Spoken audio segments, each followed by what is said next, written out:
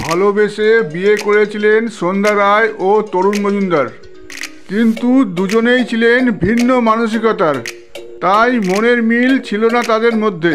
প্রেমে পড়লে মানুষ অন্ধ হয়ে যায়, রুচিতে মিল খাচ্ছে নাকি সেটা আর দেখে না। তরুণবাবু ছিলেন উদার প্রকৃতির মানুষ, সাহিত্য নিয়েই থাকতেন, চিত্রনাট্য লিখতে ভালোবাসতেন। যাদের সঙ্গে মিশতেন তারা উচ্চ মানসিকতার মানুষ ছিলেন।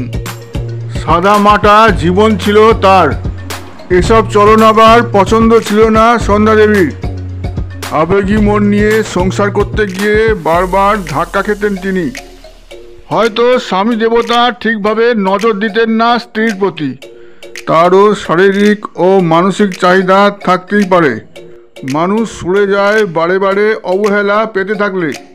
একসময় একটি নায়িকার প্রতি তরুণবাবু আসক্ত হয়ে পড়েন। পরকীয়ার টানে স্বামী স্ত্রীর সম্পর্ক ভেঙে দিয়ে সন্ধানীর থেকে বেরিয়ে যান তরুণবাবু। দক্ষিণ কলকাতার একটি হোটেলে থাকতেন ওই নায়িকা, সেখানে দেখা করতে যেতেন তরুণবাবু। একদিন একটা সোর্স থেকে জানতে পেরে সন্ধ্যা দেবী ওই হোটেলের সামনে যান এবং তরুণবাবু ও সেই নায়িকাকে দেখতে পান। ওই নায়িকা যে হোটেলে থাকতেন তার কাছেই তরুণবাবু একটি বাড়ি ভাড়া নিয়ে থাকতেন। আসলে সন্ধ্যা রায় স্বামী চয়েস করতে বিশাল ভুল করেছিলেন, যার খেসারত তাকে দিতেই হলো।